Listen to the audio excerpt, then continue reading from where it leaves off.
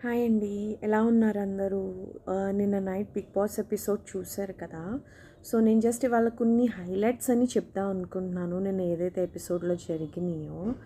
So, నిన్న చూసినట్లయితే మనకి ఆహ్, నబీల్ అంటే హౌస్‌మేట్స్ అందరూ ఒకళ్ళనొకళ్ళు ఇమిటేట్ చేస్తున్నారు. సో, అందులో నబీల్ ఆదిత్య ఓం గారిని చాలా బాగా ఇమిటేట్ చేశాడనమాట.